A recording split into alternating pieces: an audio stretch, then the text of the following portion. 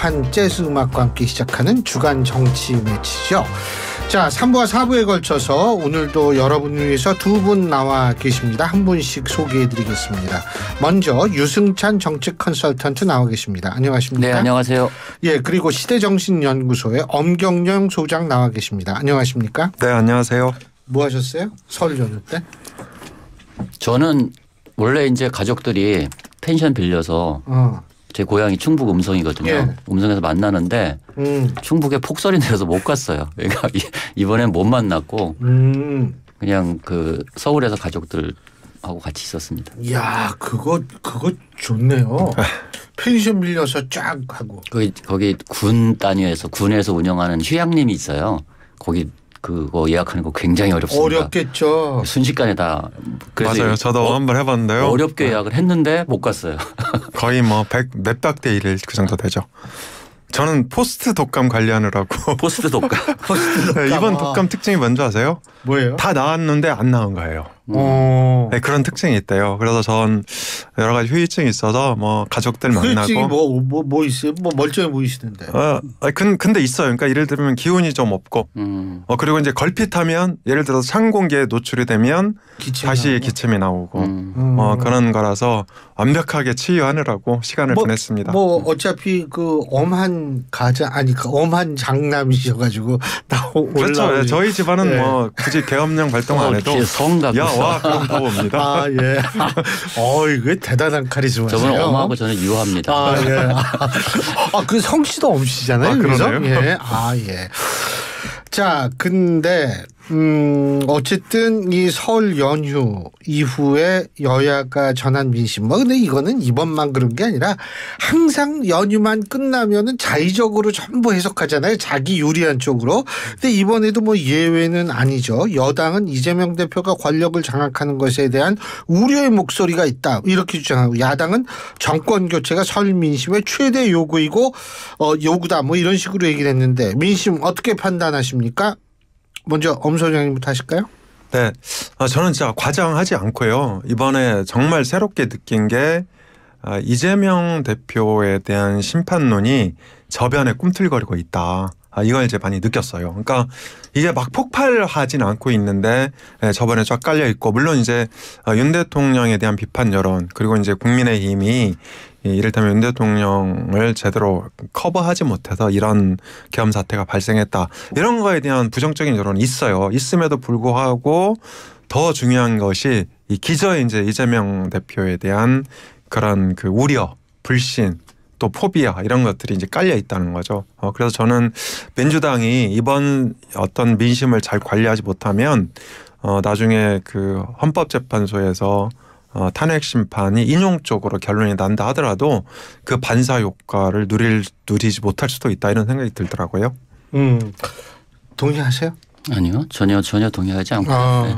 저는 사실 뭐 요즘에 가족들 모이면 정치 얘기 잘 안 합니다. 안 하죠. 싸움 나는데. 먹고 사는 얘기 하죠. 사실 정치 얘기 잘 안 하는데 뭐 굳이 하면 저는 이제 그 두 개의 변곡점이 있었다고 봐요. 여론 전체 흐름에. 그러니까 하나는 이제 한덕수 총리 탄핵했을 때 여론이 좀 심했다, 이런 여론들이 되게 많았잖아요.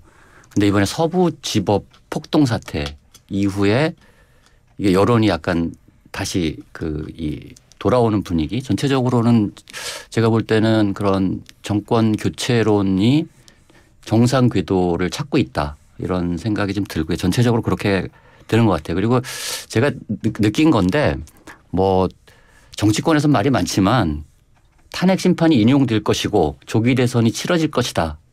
여기에 대해서 이의를 제기하시는 분들은 별로 없는 것 같아요. 그래서 언론들도 다 뭐 가상 대결도 붙이고 뭐 다 이러고 있잖아요, 지금.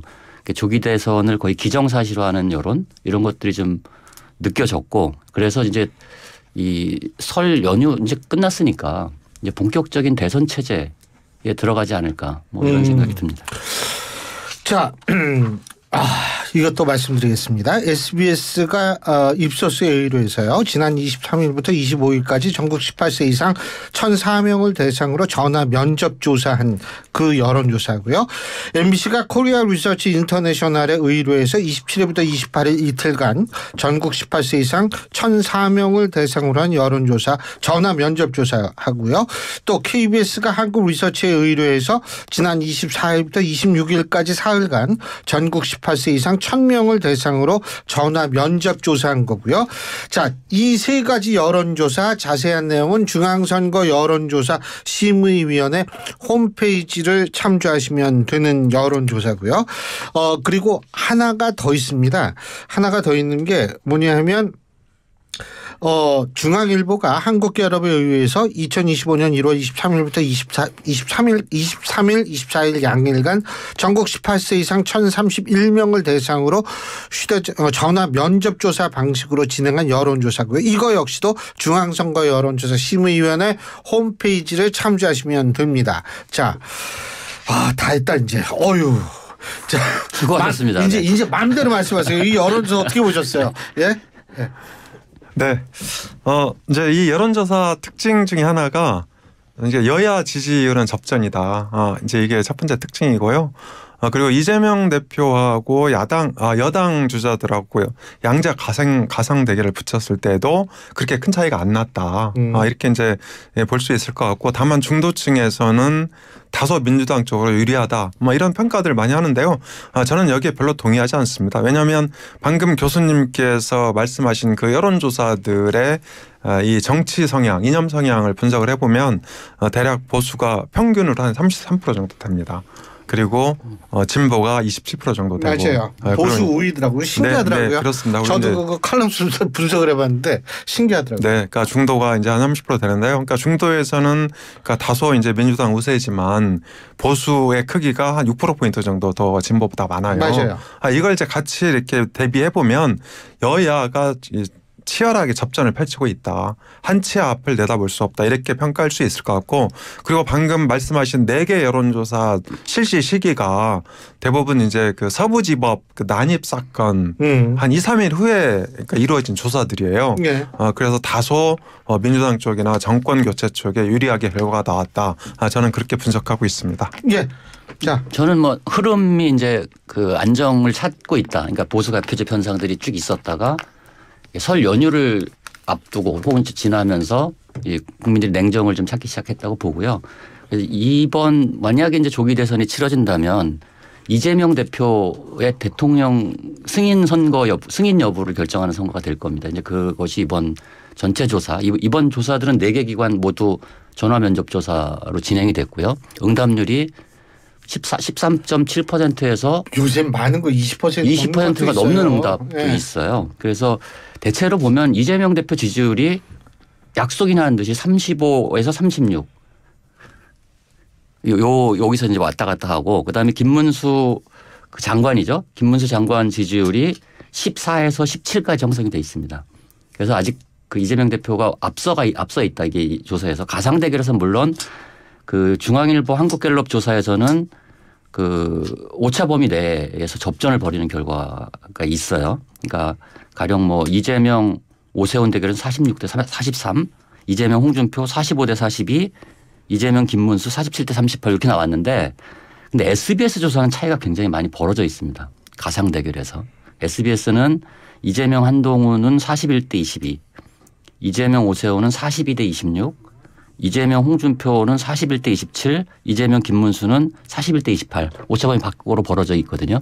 이 두 가지 추세를 어떻게 볼 거냐 하는 문제가 좀 있는 것 같아요. 그래서 아까 말씀하셨듯이 이렇게 그 갤럽 조사처럼 아주 접전이 될 가능성도 있고, 그러나 전체 프레임 자체가 지금 정권 교체 쪽으로 이동하고 있는 상황이기 때문에, 더군다나 이제 지금 국민의힘이 이 결별을 안 하고 있어요 지금. 그리고 우왕좌왕하고 있는 모습이잖아요.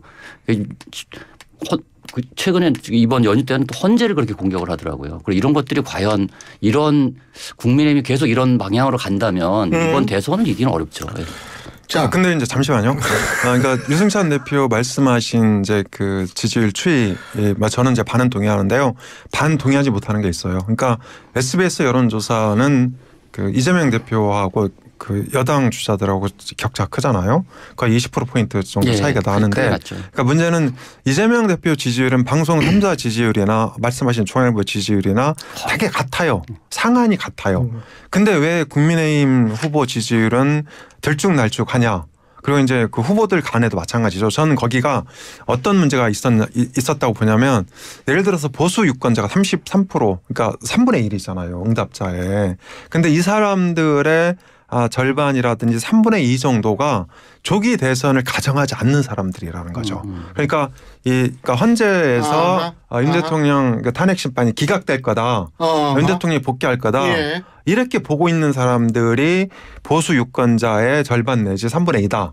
그래서 이 사람들이 조기 대선을 가정하지 않고 있기 때문에 후보 지지를 밝히지 않는 거예요. 그리고 김문수 이렇게 장관 보면 다자 대결에서는 많이 앞서 있는데 양자 대결에서는 좀 지지율이 낮아 있단 말이에요. 그러니까 저는 김문수 장관도 그런 부분 때문에 지지율이 낮게 나타났다. 그리고 이제 SBS 여론조사가 극단적으로 탄핵 기각에 대한 그런 시각을 갖고 있는 보수 유권자의 응답을 포집하지 못했다. 저는 그렇게 보고 있습니다. 그거 제가 솔직히 생각하지 못했던 부분이에요. 알겠습니다. 자, 요거 비슷한 얘기입니다. 첫 번째 매치 들어가 보겠습니다. 첫 번째 매치입니다. 대통령실 참모들의 윤 대통령 접견 인간적 도리다. 민심 역행이다.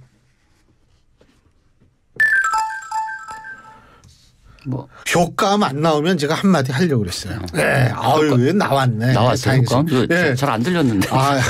저는 잘 들려요. 그래요? 네. 말씀하시죠. 그렇구나. 저는 이거 둘 중에 하나를 선택해야 되니까 저는 민심에 역행한다라고 보고 있고요. 예. 왜냐하면 전체적으로 이제 그 조기 대선을 앞두고 윤석열 대통령이 이렇게 주도적으로 나오는 것이 결코 바람직하지 않습니다. 전체적으로 여론 형성에. 물론 인간적 도리라는 측면을 완전히 부정하는 건 아닙니다. 저도. 예. 근데 이제 이게 대통령실 참모들이 가니까 또 이제 대통령이 발언을 하게 되잖아요.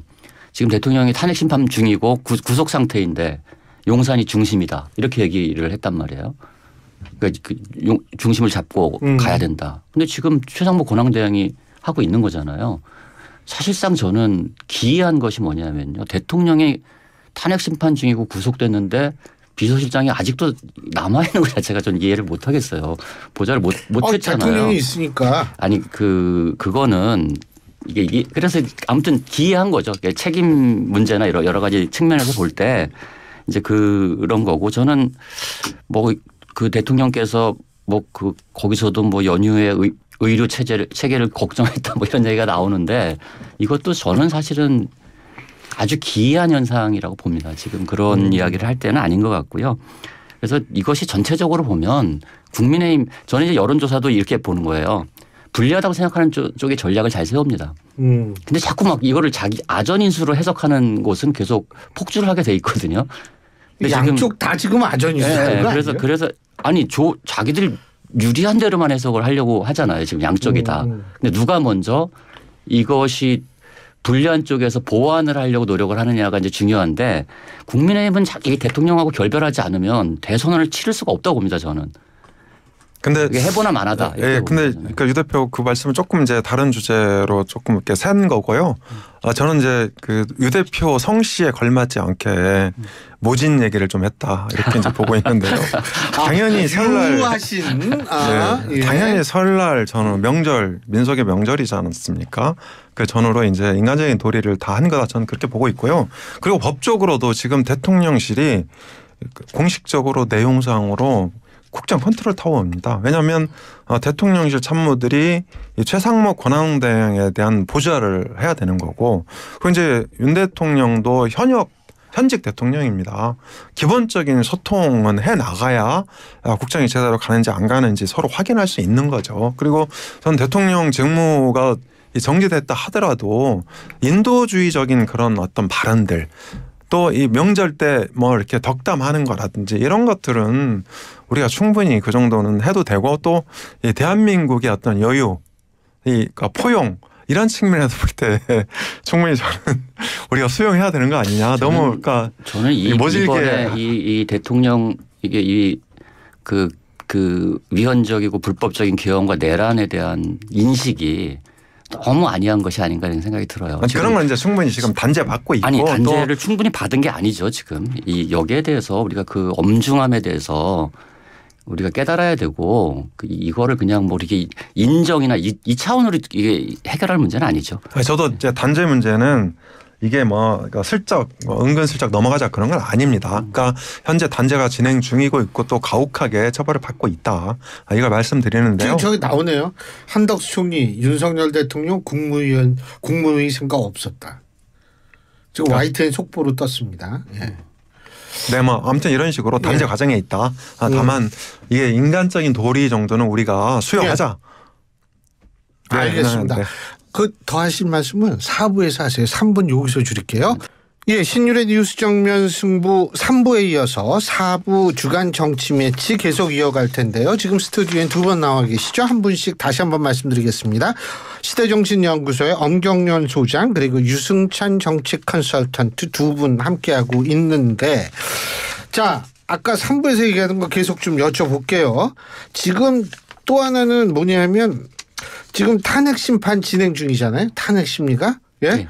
그런데 계속 이제 이 여당 쪽에서는 헌법재판관들의 과거 발언 SNS 올렸네 어떻게 남편이 했네 막 이거 가지고 계속 문제 삼아요. 어떻게 보십니까? 안타까운 일이죠. 그러니까 어쨌든 헌법 위기에 빠져 있고 이거를 결정할 수 있는 기관이 이제 헌법재판소잖아요. 우리나라의 경우는. 그러니까 미국은 대법원이 심리를 하지만. 네. 근데 이 헌법재판소를 공격하는 것은 제가 볼 때 탄핵 심판을 포기한 것이다 이렇게 보거든요. 그렇게 보이고 이것이 우리 전체 어떤 법 체계에 끼칠 아주 나쁜 영향, 그러니까 사법 질서 자체를 부정하는 신뢰도를 계속 떨어뜨리는 이런 일들을 여당 대표가 계속 하고 있는 것이 과연 적절한가 여기에 대해 저는 굉장히 부적절하다고 보고 있고요. 권성동 원내대표는 심지어 누구죠? 대법원장 직무대행 이균용 대법원장 인사청문회 때 대법원장이요? 대법원 판사 대법원장. 네. 아무튼 그때 대법원장 지금 멀쩡히 잘 계신데 이분이 이제 민사 판례 연구회라고 우리나라 대표적인 이제 보수 법관 모임에 소속된다는 이유로 부적절하다는 의견이 야당으로부터 제기됐을 때 방어한 논리가 있어요. 이 권성동 원내대표가 어떤 연구단체나 특정 지역 출신들을 사시의 눈으로 쳐다보고 지레짐작하고 또 평가를 하고 단정할 짓는 오류를 범하는 경우가 있다. 본인이 한 얘기거든요. 그리고 우리법연구회 출신 판사가 자신한테 무죄를 선고했을 때 우리법연구회 정말 공정하게 정확하게 했다 이런 이제 칭찬을 한 적도 있고요. 그래서 특히 헌법재판은 오늘 헌법재판소 대변인인가요? 그분께서도 말씀을 하셨지만 이 헌법을 위반했는지 대통령이 헌법과 법률을 위반했는지 그리고 위반 여부가 중대한지 여부를 판단하는 거잖아요.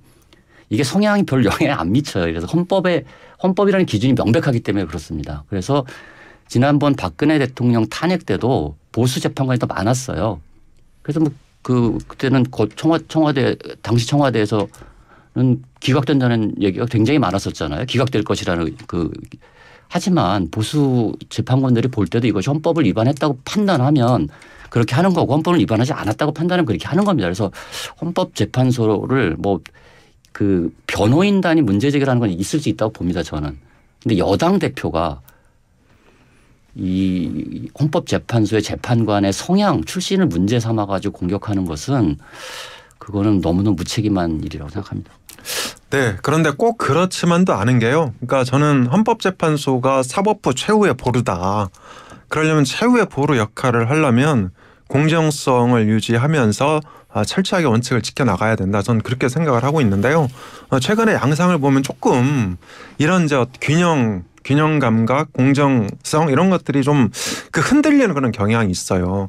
예를 들어서 한덕수 총리 탄핵소추안 통과된 게 이제 12월 27일이고 그 사유 중에 하나가 이게 이제 헌법재판관 3명 임명하지 않았다는 거잖아요.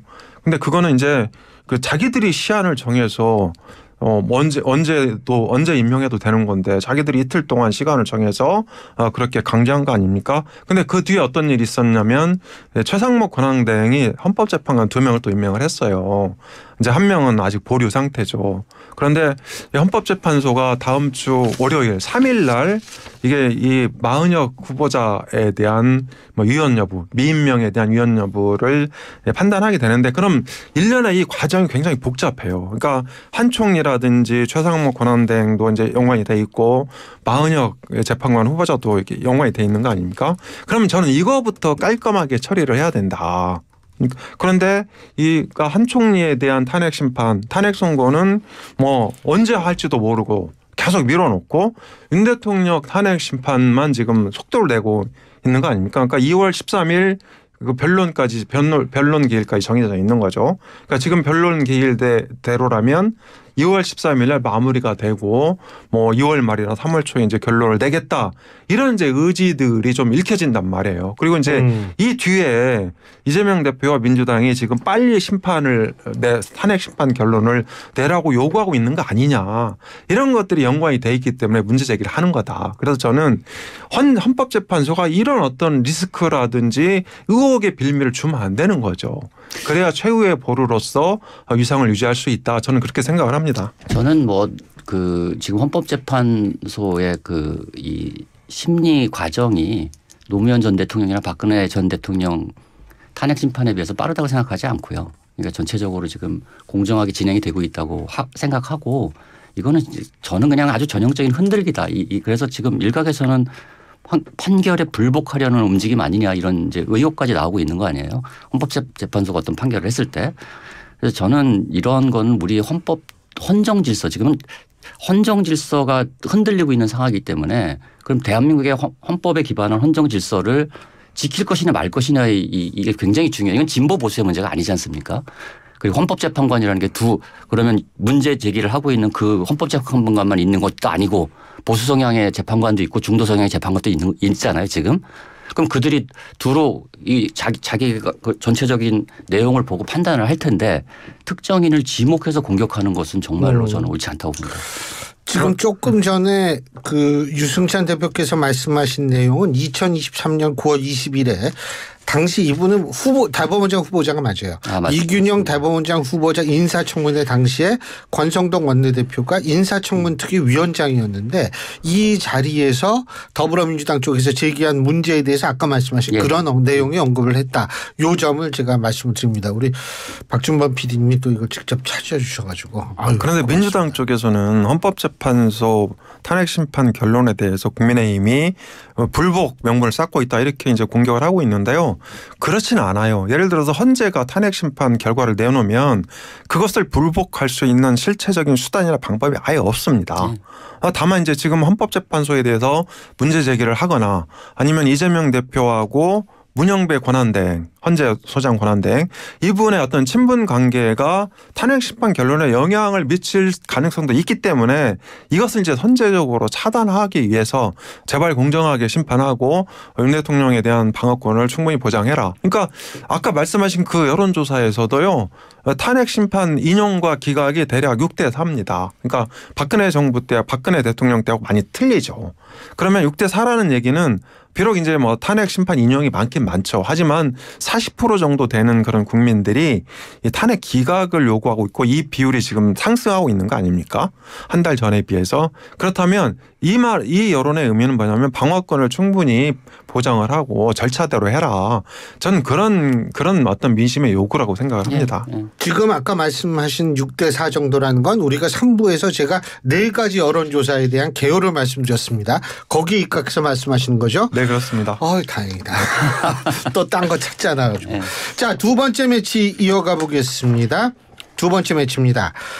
이재명 대표와 문 전 대통령의 만남 이후 민주당 계파 갈등 봉합된다? 안 된다? 저는 뭐 안 될 거라고 보고요. 그러니까 계파 갈등이 있는지도 모르겠어요. 지금 우리가 일극체제라고 얘기하는데 사실 요즘에 최근에 이제 뭐 김경수 전 지사나 뭐 이렇게 이제 세게 얘기했잖아요. 발언을 하고 있는데 그게 이제 계파 갈등이라고 보기에는 너무 세력이 없습니다. 민주당 내에. 혼자 그래서 이게 계파 갈등이라고 규정하는 것 자체가 전 좀 그 어폐가 좀 있다, 문제가 좀 있다고 보고요. 지금 이제 비명계라고 불리고 있는 주자들이 이제 의도적으로 지금 이제 발언을 하고 있잖아요. 그게 저는 이재명 대표한테 좋은 일이라고 봅니다. 너무 일극체제로 가면요, 이게 굉장히 피곤하고 사람들은 이야기를 좋아하는데 이게 일극체제는 이야기가 없잖아요. 뭔가가 내러티브를 만들려면 반대 세력이 성장해야 그것이 뭔가 좀 더 이 긴장감도 있고 예. 그래야지 주목도 받고 지금 상황에서 보면은 제가 이제 생각하는 거는 국민의힘 경선은 굉장히 재밌을 거다. 누가 될지 모르는 상황이 될 거다. 근데 민주당 경선은 이미 거의 추대 아니냐 뭐 이런 이제 얘기들이 나오고 있는 거잖아요. 그래서 저는 이런 그 뭐 조금 더 진짜로 계파가 좀 있었으면 좋겠다. 민주당 같은 경우는 그러니까 김경수 전 지사나 뭐 김부겸 전 총리나 또 김동연 지사 뭐 이런 분들이 있잖아요. 이런 분들이 좀 더 영향력이 생겼으면 좋겠다. 두 자릿수 영향력이 생겨서 뭔가 이렇게 경쟁하는 그림, 경쟁하는 느낌 이런 것들이 있는 것이 맞지 않을까 이런 생각이 들고요. 문재인 전 대통령 영향력 그래서 없다 이렇게 적다. 저는 이제 문재인 대통령이 자꾸 나서는 것이 그러니까 가령 국민의힘은 윤 대통령을 계속 만나거나 윤 대통령의 이야기가 자꾸 나오는 것이 대선엔 불리할 것이고요. 이 민주당도 이 문재인 대통령이 자꾸 등장하는 것이 별로 선거에 유리하지 않을 겁니다. 제가 볼 때는. 그럼 본인은 자꾸 얘기하는 것 같은데 문재인 대통령. 그러니까 그거 거기도 절제를 하셔야 되고요.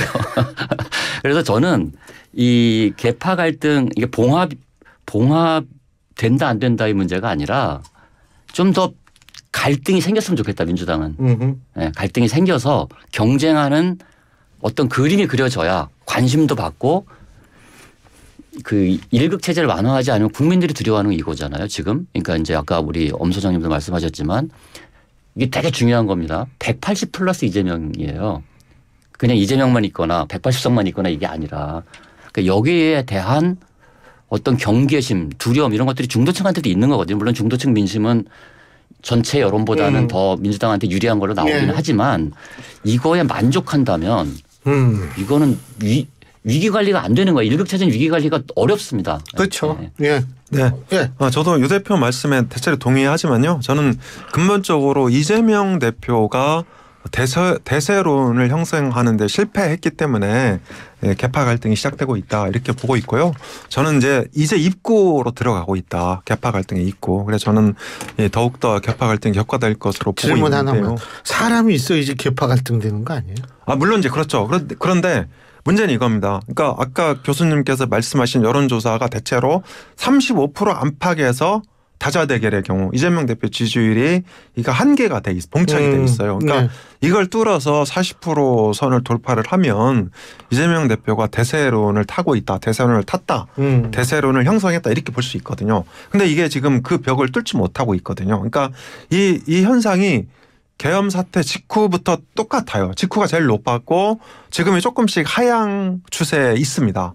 그러니까 이제 계파 갈등이 불거지는 거예요. 근데 저는 예를 들어서 이것이 앞으로 계속 이재명 대표의 지지율이 더 빠지거나 내지는 이제 국민의힘 대선 후보가 아직은 누구로 완전히 부각되지 않았지만 누구 한 사람이 부각이 돼서 양자 대결을 붙였는데 여론조사마다 지는 걸로 나옵니다. 밀리더라. 네, 그렇습니다. 그러니까 우리가 이제 그 연휴 전후로 이제 일부 ARS 조사에 그런 게 나온 적도 있어요.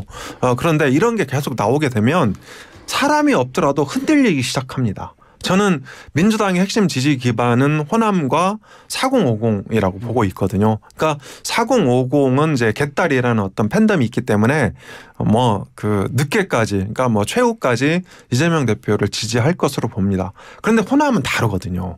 호남은 만약에 이재명 대표가 본전 경쟁력이 좀 떨어진다고 판단되면 바로 후보 교체론을 들고 나올 수 있고 물색할 수밖에 없는 그런 상황이다.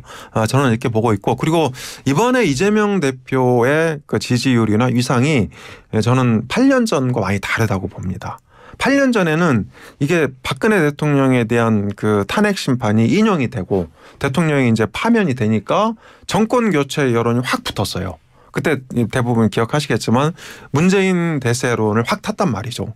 그런데 저는 이번에 그런 징후가 없어요. 그러니까 지금까지 어떤 변곡점 예를 들어서 한덕수 총리 탄핵이라든지 또 그 윤 대통령이 이제 그 탄핵소추안 국회 통과했을 때라든지 이럴 때마다 민주당 지지율이 빠졌거든요. 그래서 저는 만약에 그 헌법재판소가 윤 대통령에 대한 탄핵 심판을 인용을 하더라도 그러니까 정권 교체론으로 확 안 간다고 봅니다. 네. 오히려 이재명 대표에 대한 심판론이 확산할 수 있는, 그러니까 불을 댕기는 변곡점이 될 수도 있다. 왜냐하면 그 윤 대통령은 그러니까 우리가 심판했는데 그러면 이재명 대표 당신은 뭐냐? 이런 여론이 일어날 가능성이 저는 농후하다고 봅니다.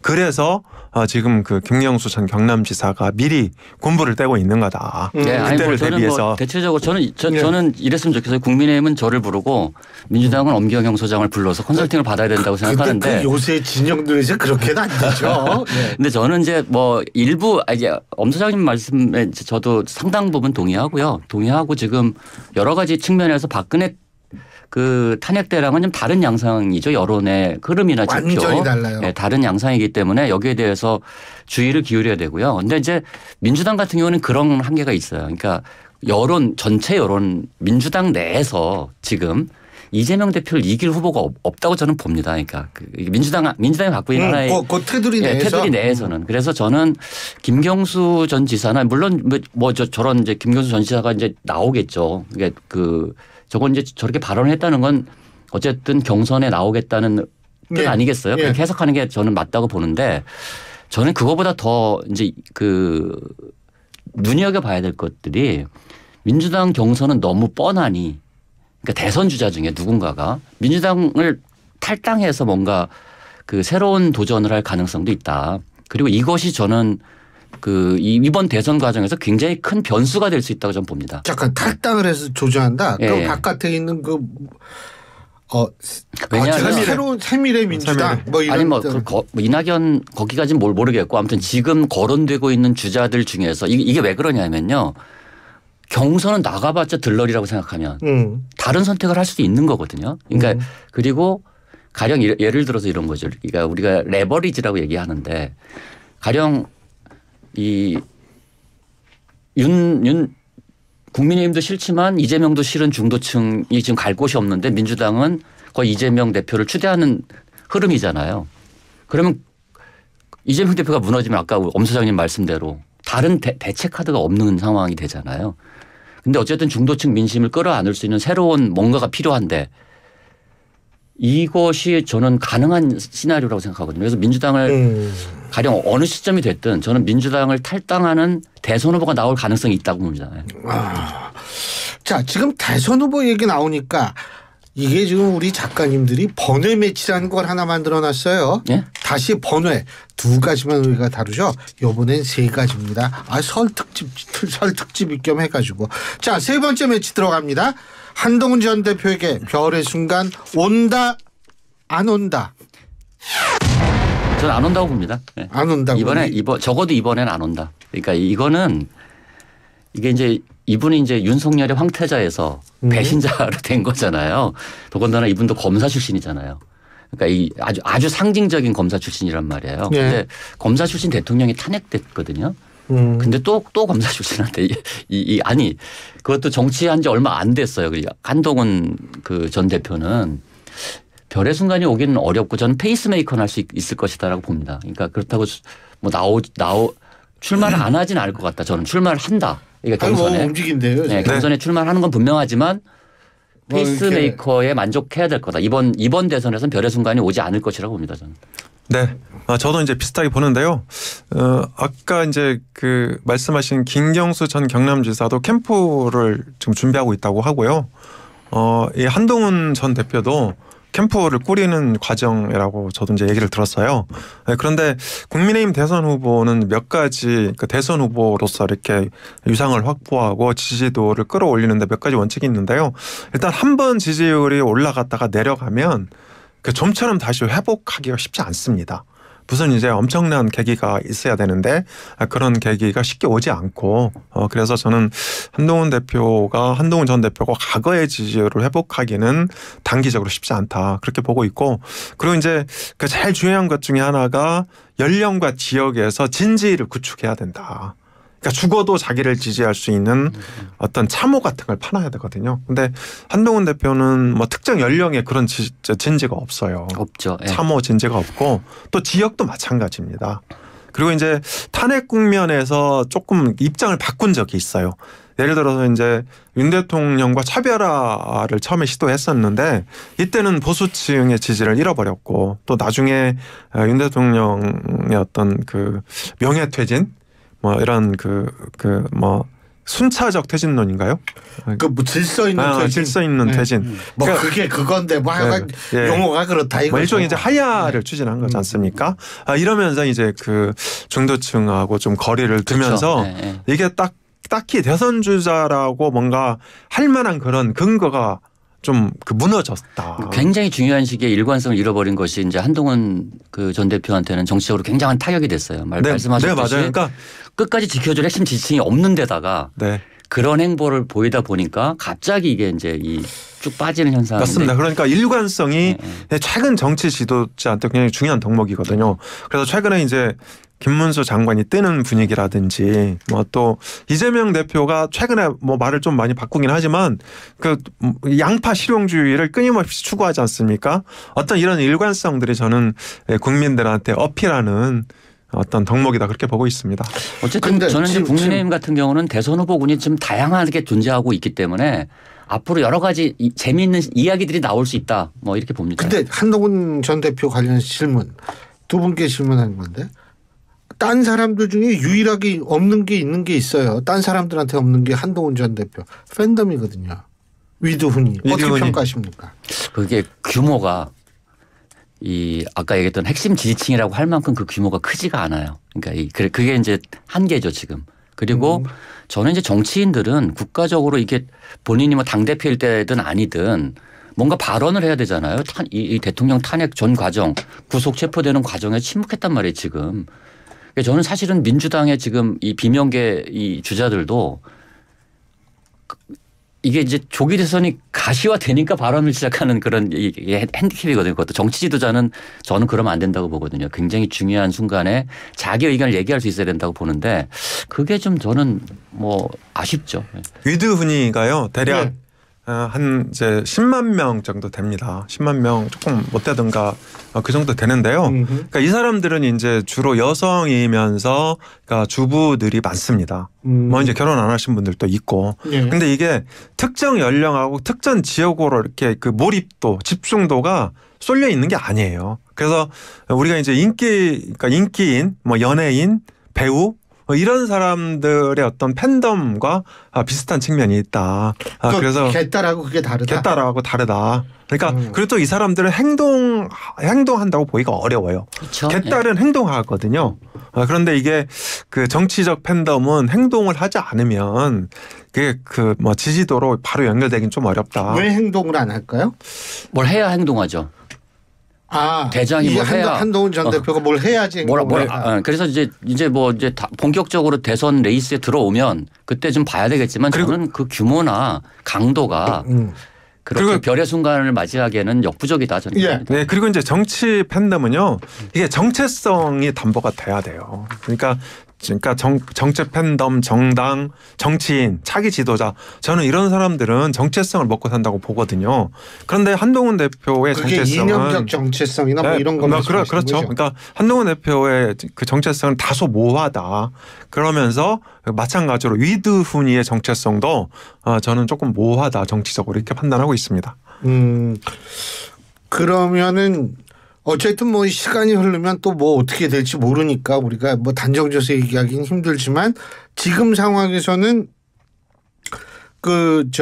김문수 장관이 이제 제일 뭐 그렇게 하는데 이준석 의원은 어떻게 될 것 같이 보이세요? 간단하게 30초씩. 이준석 의원은 기회가 있겠죠. 여러 가지 이제 지금보다는 더 높은 이제 지지율을 받을 수 있는 기회는 올 수밖에 없는 게 너무 양극단에 있으니까. 중간지대 지금 이준석 그 대표인가요? 의원 말고는 없지 않아요? 그러니까 그 밭은 있다. 그러니까 뭔가 근데 그것이 언제 어느 정도 규모로 형성될지는 아직 잘 모르겠어요. 저는 이제 이번에 그 조기 대선이 열리게 되면 이미 선거 구도가 거의 확정이 됐다 이렇게 보고 있습니다. 그러니까 민주당에서는 이재명 대표 그렇죠. 그리고 국민의힘 후보 누군가 그다음에 이준석 의원 이렇게 3파전으로 형성이 돼 있다 이렇게 보고 있고요. 그리고 3파전 구도 이후에 그러니까 지금 국민의힘 후보가 아직 확정이 안 됐으니까 확정된 이후에 이준석 의원의 지지율이 어떻게 될 거냐 여기에 따라서 이준석 의원이 방향을 잡게 될 거다. 다만 이준석 의원은 저는 보수 정체성은 끝까지 유지할 것이라고 보고 있습니다. 예, 결국 국민의힘의 후보는 썸씨네요. 썸씨. 썸바디 할 때 썸. 예, 아유 참. 자, 오늘 두 분 말씀 여기까지 듣겠습니다. 고맙습니다. 네, 고맙습니다. 감사합니다. 예, 지금까지 엄경영 시대정신연구소장, 유승찬 정치 컨설턴트 두 분과 함께했습니다.